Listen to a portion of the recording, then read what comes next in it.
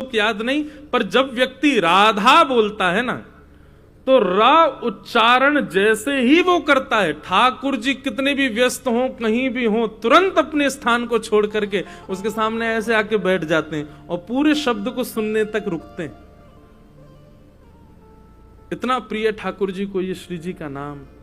रोहिणी जी बोली, यदि श्री जी का चरित्र सुनाए प्रारंभ किया तो कहीं द्वारिकाधीश जी को आभास ना हो जाए, और कहीं उनको आभास हो गया तो कहीं वो यहां ना आ जाएं, और यहां अगर आ गए तो द्वारिका के विषय में सुनते हैं कि कभी समुद्र में डूबेगी, लेकिन अगर श्री जी का चरित्र यहां प्रारंभ कर दिया और द्वारिकाधीश ने सुन लिया तो पूरी द्वारिका नगरी कृष्ण के प्रेमाश्रु में डूब जाएगी।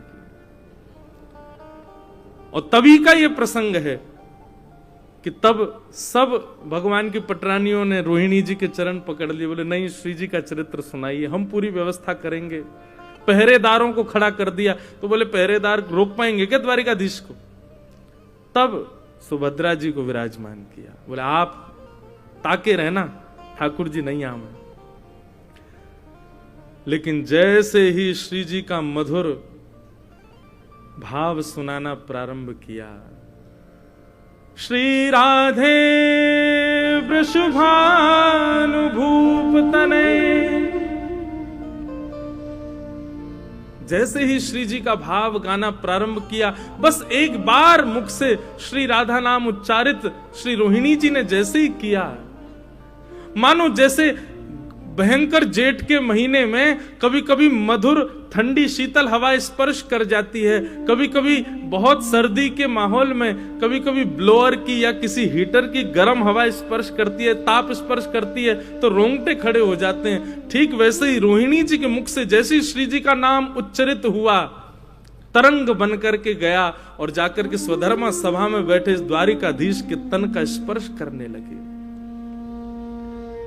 और जैसे ही अंग का स्पर्श हुआ, बेसुध हो गए द्वारिकाधीश। मानो ऐसा लगा श्री जी ही पधार गई हों द्वारिका में। किसी अत्यंत व्यस्ततम सभा को बीच में छोड़ करके ठाकुर जी दौड़े, बलराम जी के पास गए, बोले मोकू कछु हैरो भैया, ऐसा लग रहा हो कि श्री जी पधारी हैं द्वारिका में। बलराम जी बोले ना लाला, यहां तो कोई ना आयो। बोले ना, मुंह को स्पर्श है रो, मुंह को ऐसा आभास है रो कि श्री जी पधारी हैं। और बस उन्हीं तरंगों का स्पर्श करते करते करते करते ठाकुर जी उस अंतःपुर में पहुंच गए जहां समस्त कृष्ण पटरानियां बैठ करके, रोहिणी मैया बीच में कीर्तन भक्ति की आचार्या हाथ में करताल लेकर के श्री जी के मधुर कथा को श्रवण करा रही हैं। द्वार पर रक्षार्थ बैठी सुभद्रा नेत्र बंद करके श्रवण कर रही हैं। जैसे ही कृष्ण पधारे, उनकी मधुर सुगंधी लेकर के सुभद्रा जी के नेत्र खुल गए। रोका, बोले भैया आप भीतर नहीं जाओ। बोले श्री जी आई हैं। बोले श्री जी नहीं, श्री जी की कथा हो रही है, सब कृष्ण पटरानियां श्रवण कर रही हैं। ठाकुर जी की स्थिति ऐसी हो गई, सुभद्रा जी ने सौगंध दी, नहीं भैया भीतर मत जाओ, यहीं विराज जाओ। और उसी समय सुभद्रा जी के दोनों तरफ कृष्ण बलराम विराज गए और मधुर श्री जी के उस भाव को श्रवण करते करते करते करते प्रेम विगलित श्री जगन्नाथ महाप्रभु के रूप में प्रकट हो गए। प्रेम की 10वीं अवस्था पार कर गए द्वारिकाधीश। एक मोमबत्ती की तरह जैसे मोम पिघल जाती है, ठीक वैसे ही ठाकुर जी का सर्वांगीण अंग प्रेम विगलित हो गया। उसी समय श्री नारद जी महाराज प्रकट हो गए, चरणों में वंदन किया, जय हो जय हो जय हो भगवान, यह अत्याद्भुत आपका प्रेम विगलित स्वरूप है, कृपा करके पूरे विश्व को इसका दर्शन कराओ। तब बलभद्र जी ने आज्ञा की। ठाकुर जी तो भावावेश में थे, बोले निश्चित कलयुग में जब हमारा चतुर्थ धाम प्रकट होगा, वहां नील माधव रूप में ठाकुर जी विराजमान होंगे। उसी समय इंद्रद्युम्न राजा के संकल्प को पूर्ण करने के लिए श्री द्वारिकाधीश का यही प्रेम विगलित स्वरूप जगन्नाथ जी के रूप में विराजमान होगा। तो जगन्नाथ जी को बंधुओं कभी भी देखो ना तो मन में यही भाव रखना कि ये श्री जी के प्रेम का प्रमाण है। श्री जगन्नाथ जी, श्री जी का प्रेम दिखता है ठाकुर जी के उस रूप में।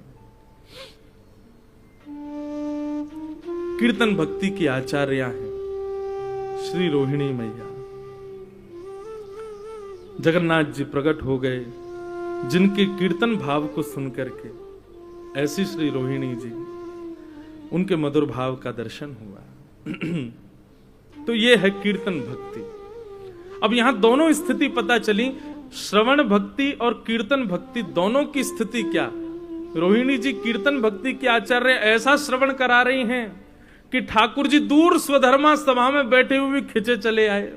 और यह अनुभूति नहीं हुई कि कथा चल रही है, अनुभूति भी ऐसी होने लगी स्वयं श्री जी पधारी हैं। ये कथा की प्रमाणता है, ये कथा की प्रधानता है। और द्वारिकाधीश का जगन्नाथ रूप वहीं प्रकट हो गया।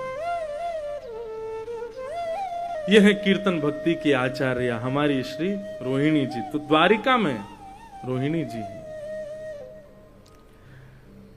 कीर्तन भक्ति के आचार्य नाभा गोस्वामी जी ने बताए हैं श्री सुखदेव जी महाराज, श्री सुकाचार्य जी, ये कीर्तन भक्ति के आचार्य हैं। इनको कीर्तन भक्ति का प्रधान बताया गया।